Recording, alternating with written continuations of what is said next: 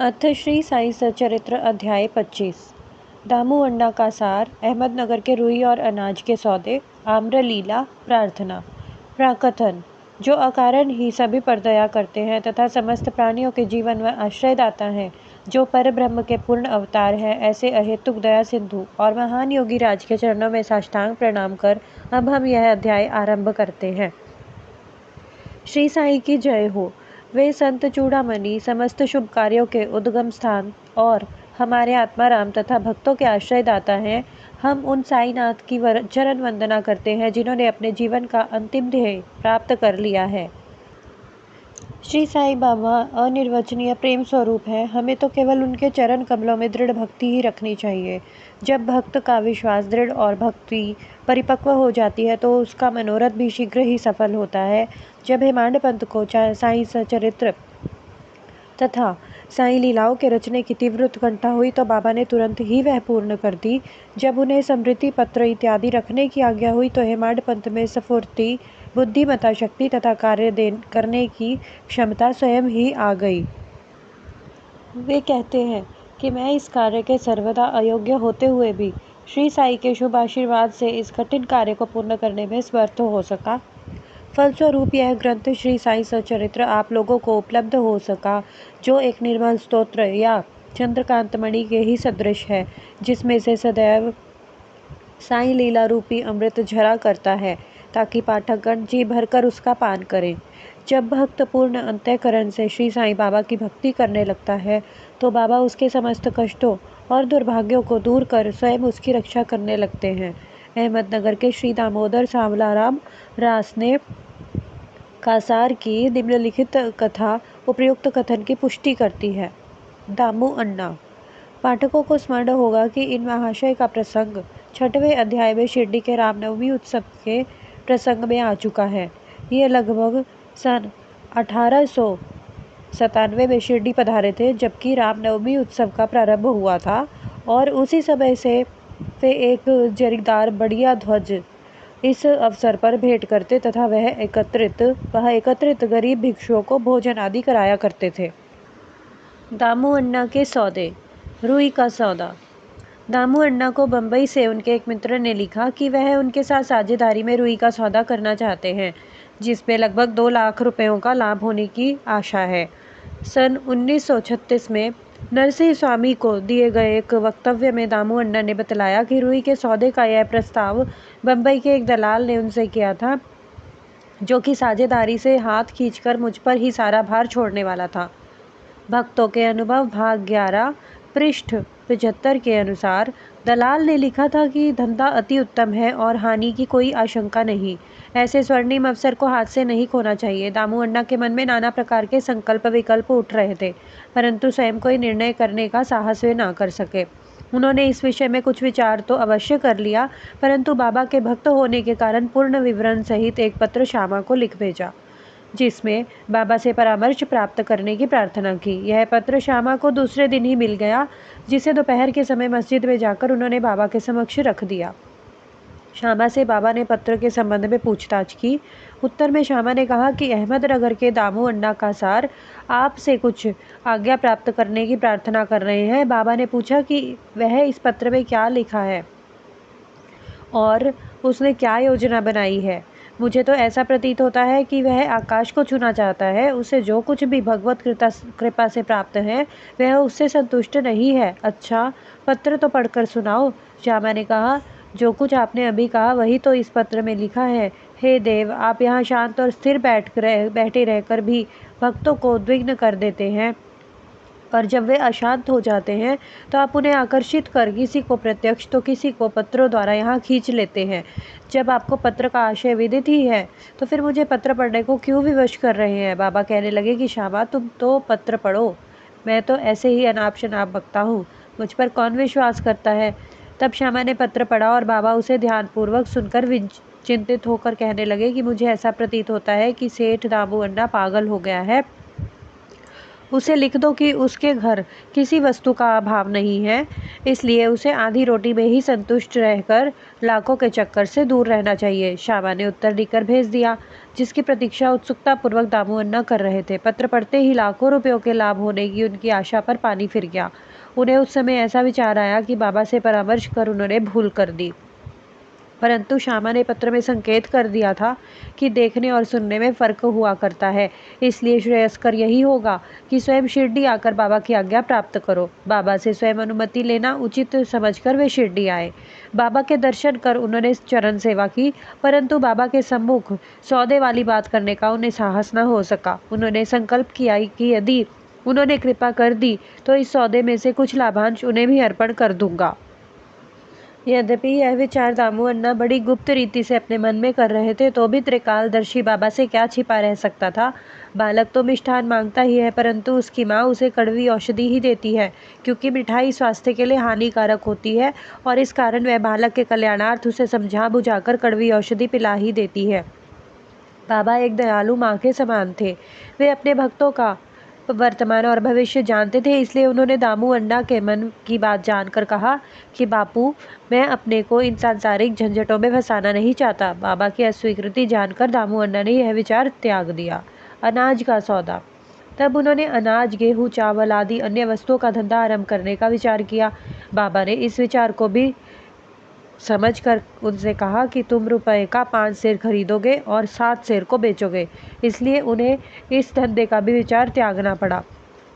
कुछ समय तक तो अनाज का भाव चढ़ता ही गया और ऐसा प्रतीत होने लगा कि संभव है बाबा की भविष्यवाणी असत्य निकले, परंतु 2-1 मास के पश्चात ही सब स्थानों में पर्याप्त वृष्टि हुई, जिसके फलस्वरूप भाव अचानक ही गिर गए और जिन लोगों ने अनाज संग्रह कर लिया था उन्हें यथेष्ट हानि उठानी पड़ी, पर दामू अन्ना इस विपत्ति से बच गए। यह कहना व्यर्थ न होगा कि रुई का सौदा, जो कि उस दलाल ने अन्य व्यापारी की साझेदारी में किया था, उसमें उसे अधिक हानि हुई।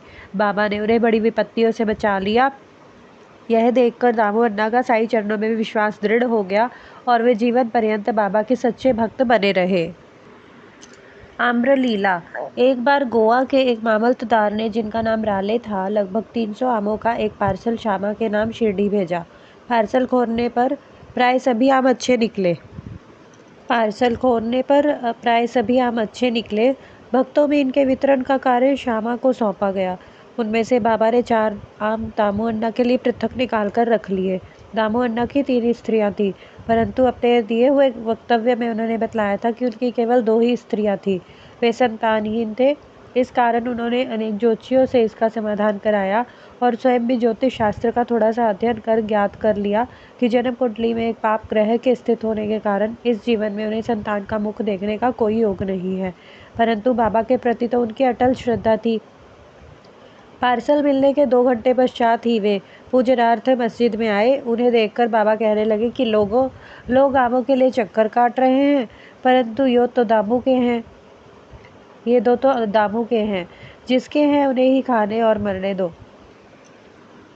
इन शब्दों को सुन दामू अन्ना के हृदय पर वज्राघात सा हुआ, परंतु महलसा पति जी ने उन्हें समझाया कि इस मृत्यु शब्द का अर्थ अहंकार के विनाश है और बाबा के चरणों की कृपा से है, तो वह आशीर्वाद स्वरूप है। तब वे आम खाने को तैयार हो गए। इस पर बाबा ने कहा कि वे तुम ना खाओ, उन्हें अपनी छोटी स्त्री को खाने दो। इन आमों के प्रभाव से उसे 4 पुत्र और 4 पुत्रियां उत्पन्न होंगी।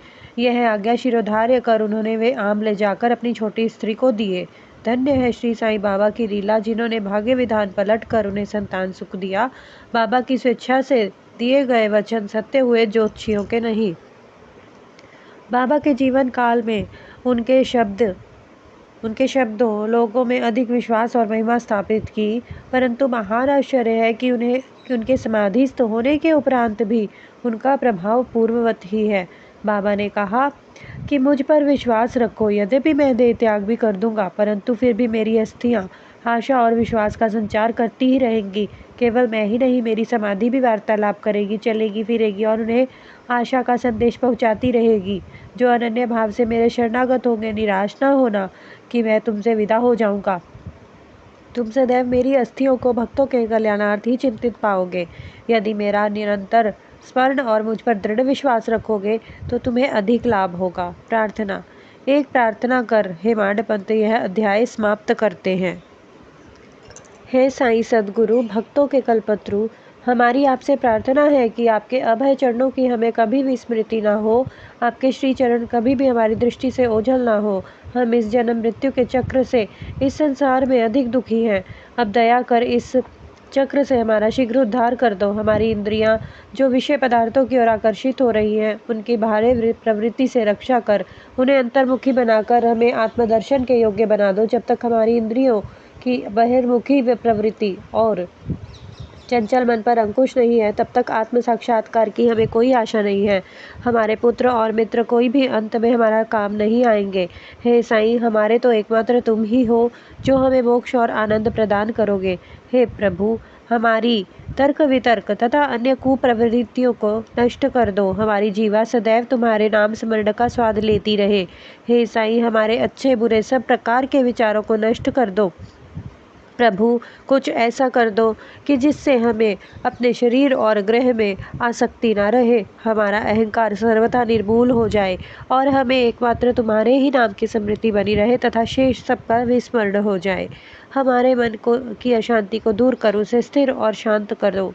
हे साईं, यदि तुम हमारे हाथ अपने हाथ में ले लोगे तो अज्ञान स्वरूपी रात्रि का आवरण शीघ्र दूर हो जाएगा और हम तुम्हारे ज्ञान प्रकाश में सुखपूर्वक विचरण करने लगेंगे। यह तो तुम्हारा लीला अमृत पान करने का सौभाग्य हमें प्राप्त हुआ तथा जिसने हमें अखंड निद्रा से जागृत कर दिया है, यह तुम्हारी ही कृपा और हमारे गत जन्मों के शुभ कर्मों का ही फल है। विशेष इस संबंध में श्री दामू अन्ना के उपयुक्त कथन को उद्धत किया जाता है, जो ध्यान देने योग्य है। एक समय जब मैं अन्य लोगों सहित बाबा के श्री चरणों के समीप बैठा था तो मेरे मन में दो प्रश्न उठे। उन्होंने उनका उत्तर इस प्रकार दिया। पहला, जो जन समुदाय श्री साईनाथ के दर्शनार्थ शिरडी आता है, क्या उन सभी को लाभ पहुंचता है? इसका उन्होंने उत्तर दिया कि बौर लगे आम के वृक्ष की ओर देखो। यदि सभी बौर फल बन जाए तो आमों की गणना भी न हो सकेगी। परंतु क्या ऐसा होता है? बहुत से बौर झरकर गिर जाते हैं। कुछ फले और बड़े भी तो आंधी के झकोरों से ही गिरकर नष्ट हो जाते हैं और उनमें से कुछ थोड़े ही शेष रह जाते हैं। और दूसरा प्रश्न मेरे स्वयं के विषय में था। यदि बाबा ने निर्वाण ले लिया तो मैं बिल्कुल ही निराश्रित हो जाऊंगा, तब मेरा क्या होगा? इसका बाबा ने उत्तर दिया कि जब और जहाँ भी तुम मेरा स्मरण करोगे, मैं तुम्हारे साथ ही रहूँगा। इन वचनों को उन्होंने सन 1918 के पूर्व भी निभाया है और सन 1918 के पश्चात आज भी निभा रहे हैं। वे अभी भी मेरे ही साथ रहकर मेरा पथ प्रदर्शन कर रहे हैं। यह घटना लगभग सन 1910 से 11 की है। उसी समय मेरा भाई मुझसे पृथक हुआ और मेरी बहन की मृत्यु हो गई। मेरे घर में चोरी हुई और पुलिस जांच पड़ताल कर रही थी। इन्हीं सब घटनाओं ने मुझे पागल सा बना दिया था। मेरी बहन का स्वर्गवास होने के कारण मेरे दुख का पारावार न रहा और जब मैं बाबा की शरण गया तो उन्होंने अपने मधुर उपदेशों से मुझे सांत्वना देकर अप्पा कुलकर्णी के घर पूरन पोली खिलाई और मेरे मस्तक पर चंदन लगाया। जब मेरे घर चोरी हुई और मेरे ही एक 30 वर्षीय मित्र ने मेरी स्त्री के गहनों का संदूक, जिसमें मंगलसूत्र और नथ आदि थे, चुरा लिए, तब मैंने बाबा के चित्र के समक्ष रुदन किया और उसके दूसरे दिन ही वह व्यक्ति स्वयं गहनों का संदूक मुझे लौटाकर क्षमा प्रार्थना करने लगा। श्री सद्गुरु साईनाथ अर्पणामस्तु। शुभम भवतु। ओम साई राम।